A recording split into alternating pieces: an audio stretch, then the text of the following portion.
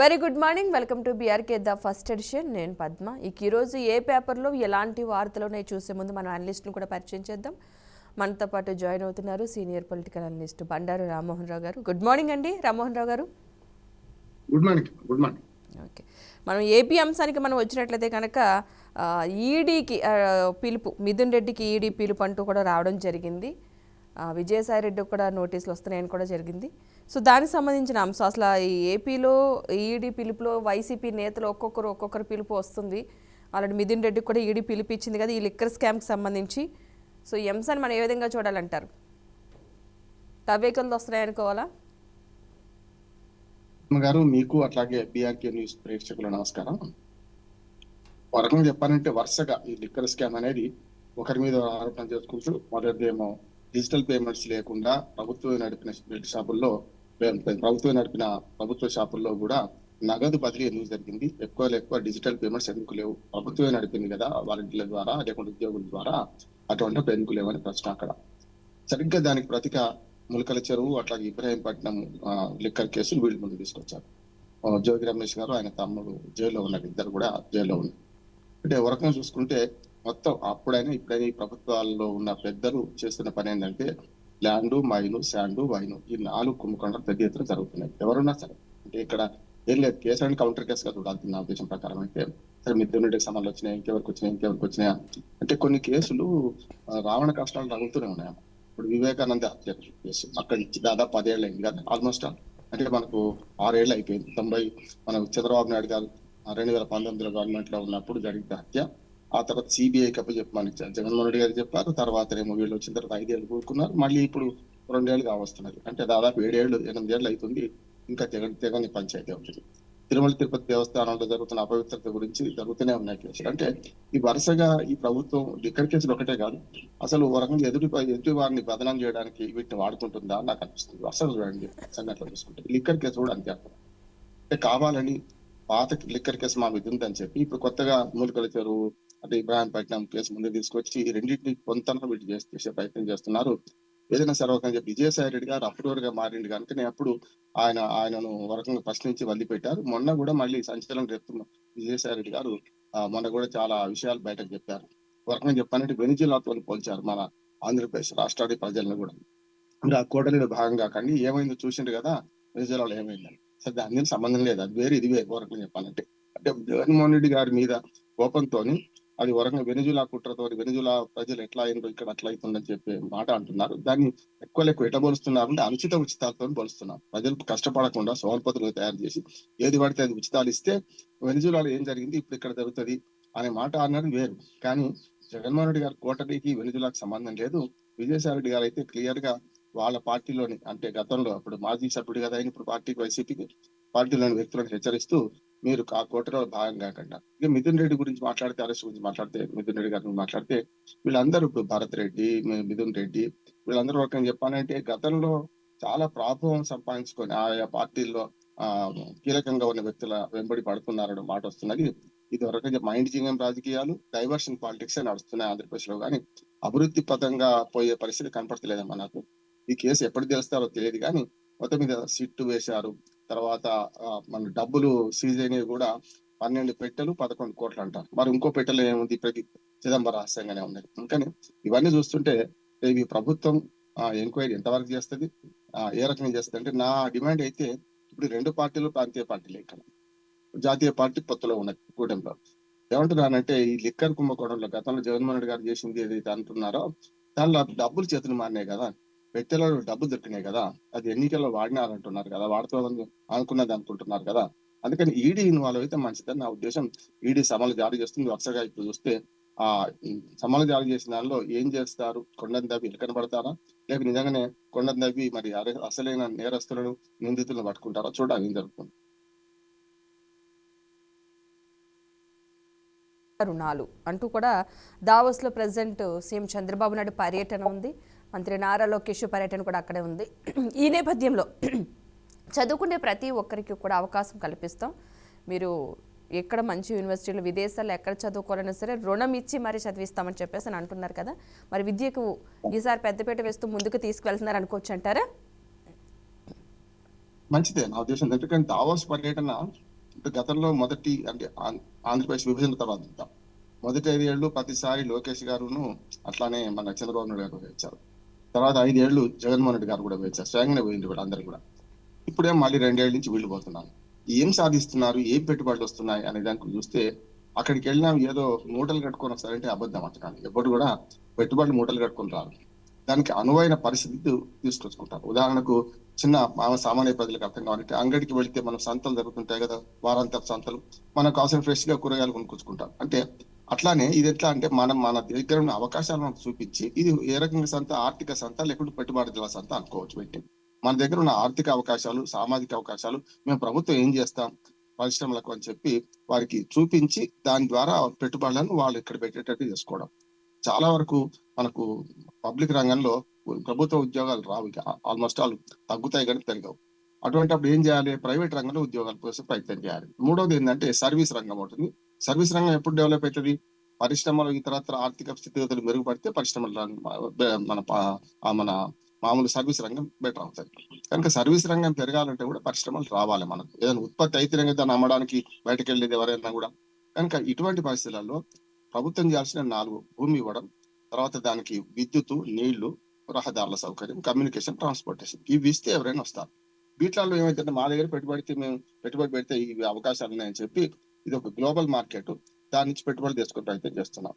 కానీ అసలైన దానికి ఉన్న హైప్ క్రియేట్ చేసిన దానికి చాలా తేడా ఉంటుందమ్మా పద్మ గారు. చూస్తున్నాగా గతంలో మొదటి 5 ఏళ్లలో చంద్రబాబు నాయుడు గారు లెక్కలున్నాయి నా దగ్గర చూస్తే దాదాపు 18 లక్షల కోట్ల రూపాయల చిల్లర మేము పెట్టుబడులు తీసుకొచ్చాం అన్నారు. చివరికి ఏమైంది?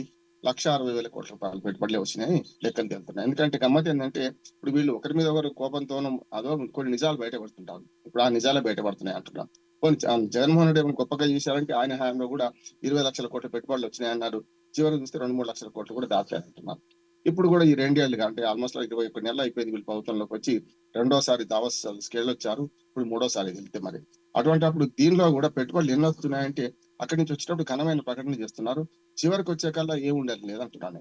అంటే దానికి అవసరమైన చర్యలు జరుగుతలేవా, లేకుంటే ప్రభుత్వం స్పందిస్తలేదా, మంత్రిత్వ శాఖలు స్పందిస్తలేవా అనేది కూడా ఆలోచించాల్సిన అవసరం ఉన్నది. పెట్టుబడులు వస్తే ఎవరు కాదన్నారు కదా.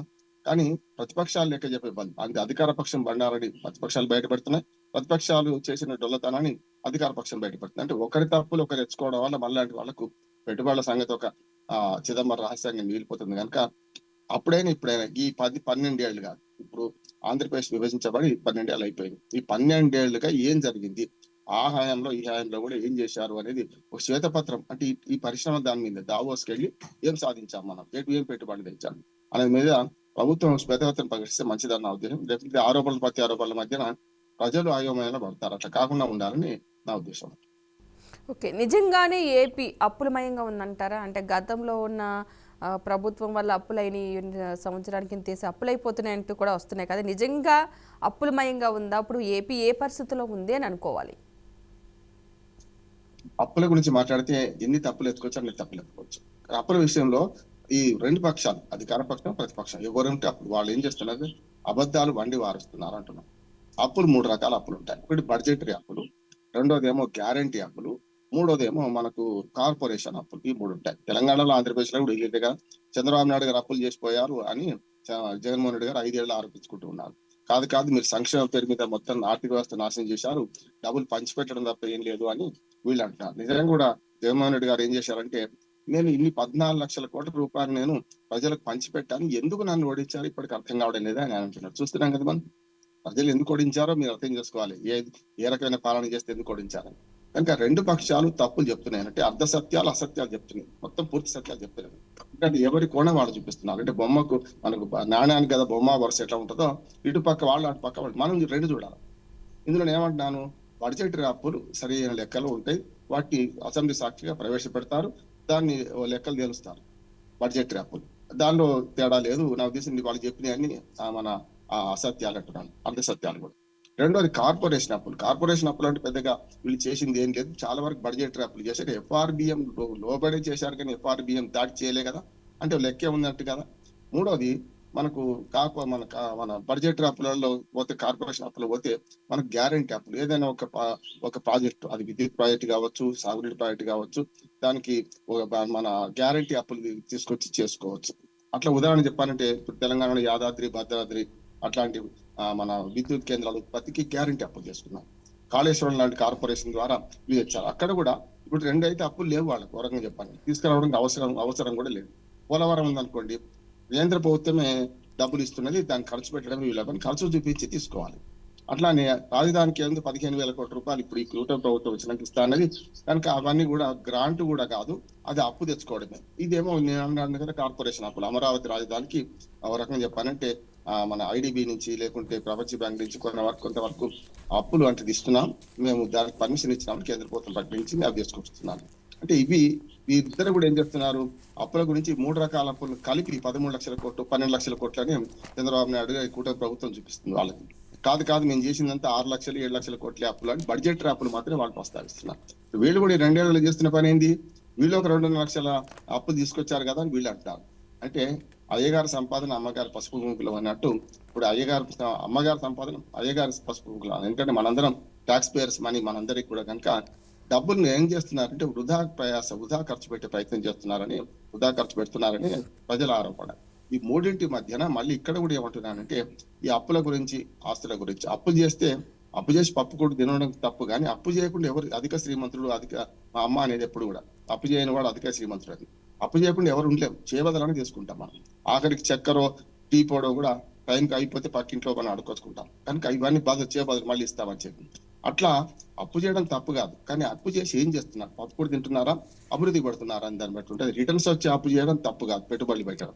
కానీ ఇవన్నీ కూడా నేను చెప్పిన 3 రకాల అప్పులు ఏమేమి ఉన్నాయని ఒక శ్వేతపత్రం విడుదల చేసిన అనుకోండి, ఇప్పుడు జగన్మోహన్ రెడ్డి గారు చేసిన ఆరోపణ తప్పని నిరూపించడానికి ఈ ప్రభుత్వానికి అవకాశం ఉంటది కదా.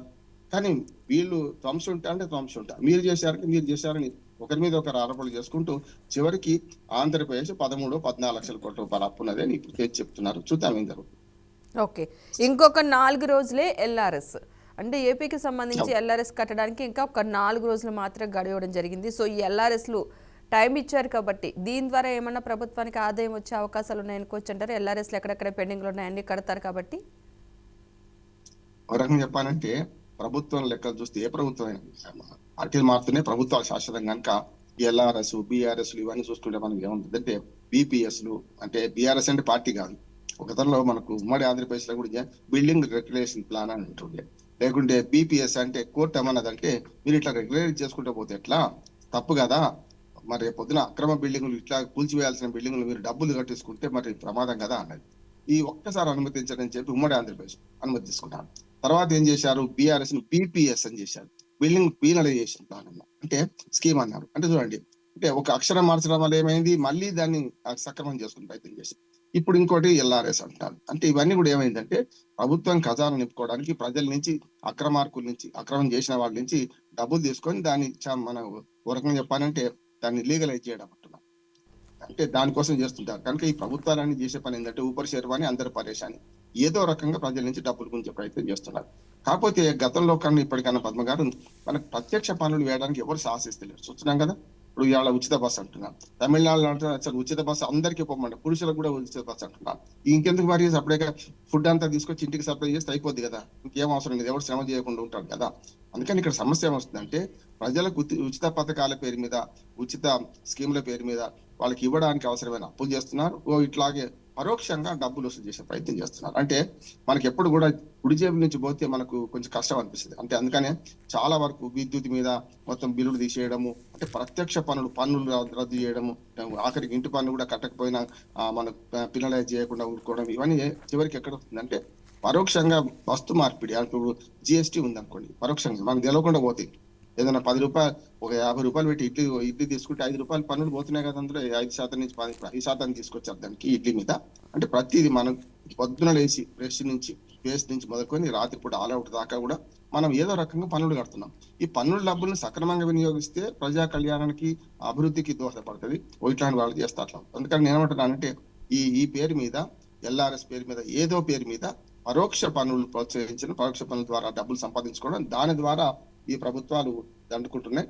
ప్రత్యక్షంగా మెల్లమెల్లగా ఉన్న అన్ని పన్నులు రద్దు చేస్తూ పరోక్ష పన్నులు పెంచుకునే ప్రయత్నం చేస్తున్నారు. చూద్దాం ఏం జరుగుతుంది. మొత్తం మీద మాత్రం ప్రజలను ఏ రకంగా కొల్లగొట్టాల్సిందే కదా.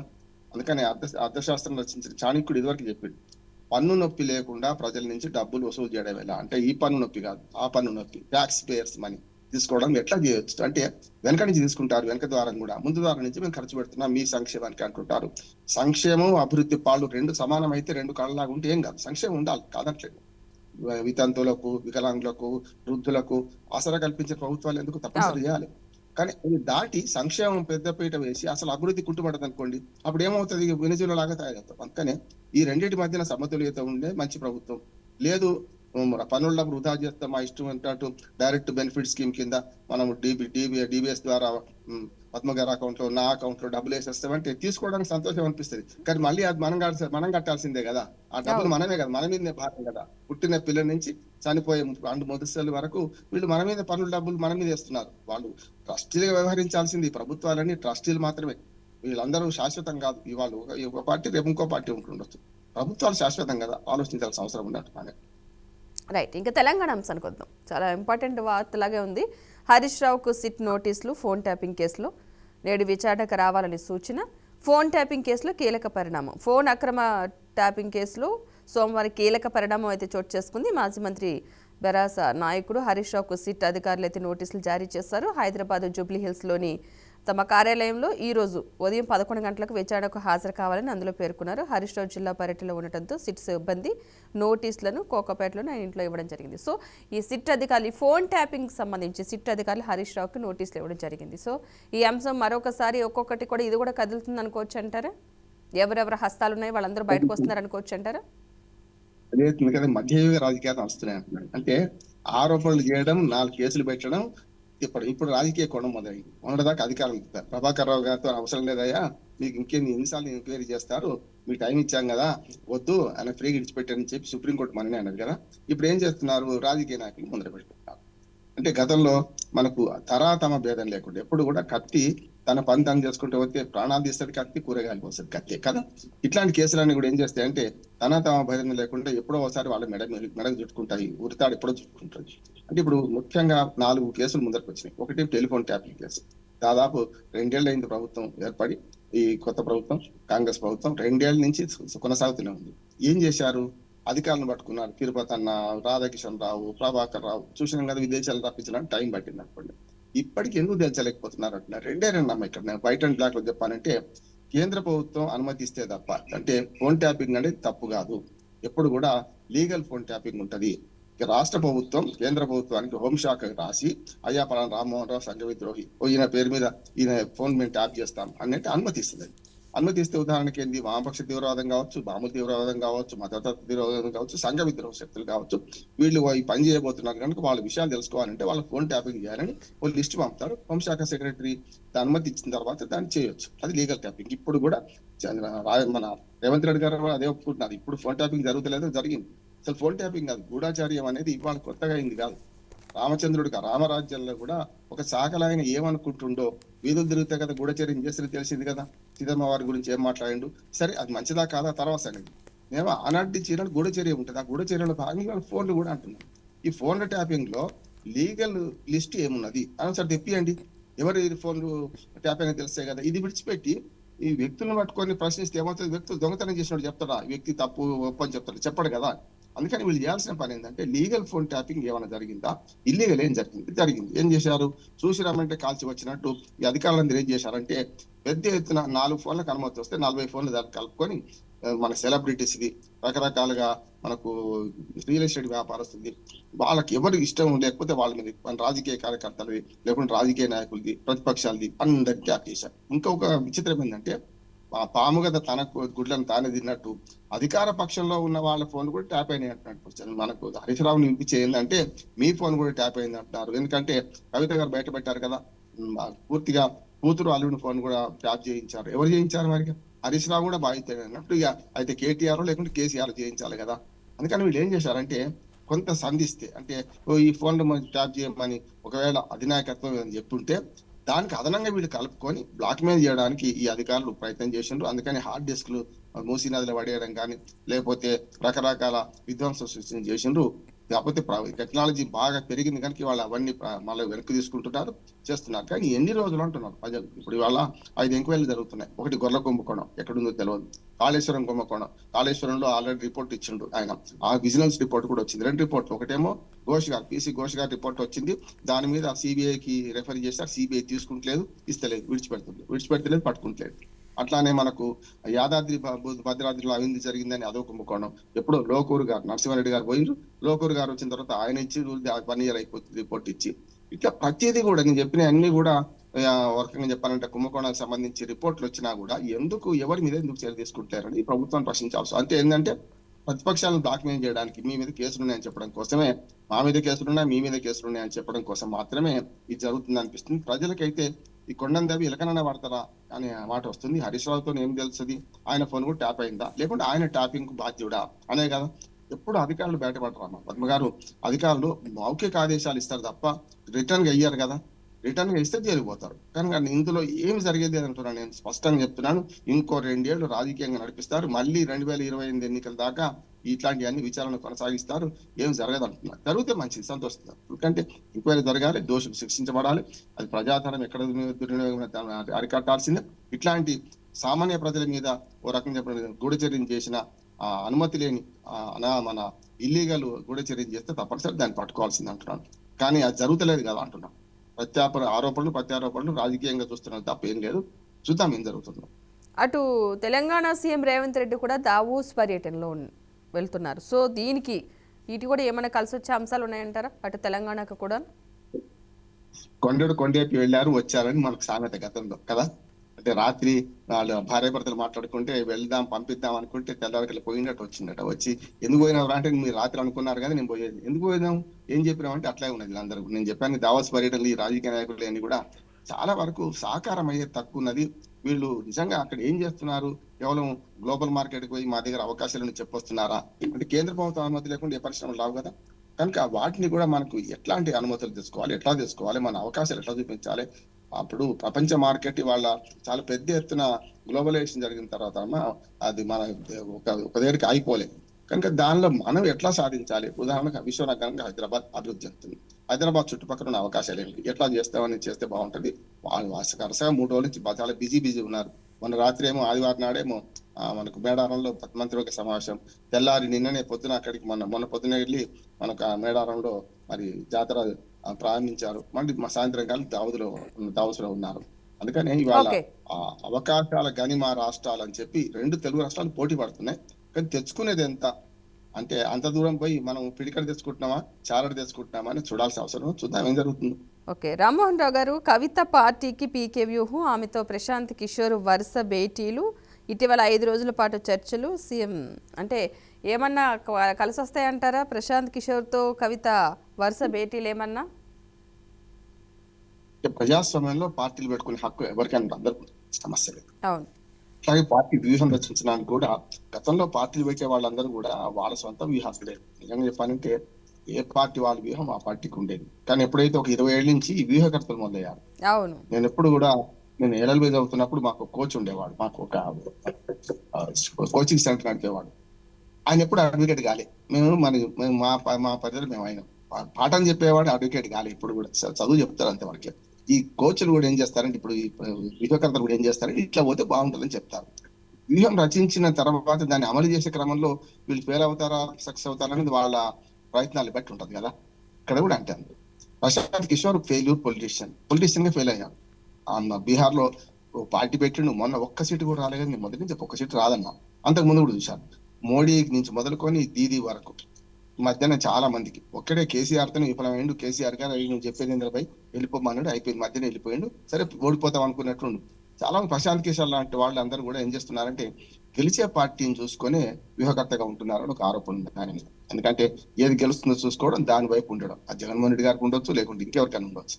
అందుకని ఇక్కడ ఈ కవిత గారు పార్టీ పెట్టే క్రమంలో ఎవరు అభ్యంతరం పెట్టరు. కానీ ఏమని చెప్తారు, 3 పార్టీలు వ్యతిరేకమా కదా. బీజేపీ పూర్తిగా కట్టర్ నువ్వు జైలు వేసిందని అనిపిస్తారు. కాంగ్రెస్ పార్టీ మీద సన్నాయి నొక్కుతున్నారు. చివరికి తన సొంత పార్టీ నేతలను ఎవరి పడితే వాళ్ళని అవమానిస్తున్నారు, చెప్తున్నారు, చూస్తున్నాం. ఈ 3 మధ్యన చూసుకుంటే రేపు ఎవరి పక్షం నుంచి ఒక్కరు కూడా వచ్చే అవకాశం లేదు కదా. ఓకే. షర్మిల ఉదాహరణ. షర్మిల గారు కూడా మంచి పొలిటీషియన్, సమస్య లేదు. ఓ రకంగా చెప్పాలంటే అన్యాయం అయింది కూడా. కవిత అన్యాయం కాలే. కవిత గారు అన్యాయం ఎప్పుడు కాలే. ఎందుకు కాలేదంటే ఒకసారి ఎంపీ, ఒకసారి ఎమ్మెల్సీ ఇచ్చాడు. అంటే ఓ రకంగా చెప్పాలంటే ఇంతమంది మహిళలు ఉండగా నీకైతే అవకాశం ఇచ్చింది కదా. ఇవాళ తండ్రి గుండెల మీద కుంపటే కూర్చొని ఓ పార్టీ పెట్టుకుంటుంటే ప్రజల్లో పెద్ద సానుభూతి అయితే నాకు అనిపిస్తలేదమ్మా.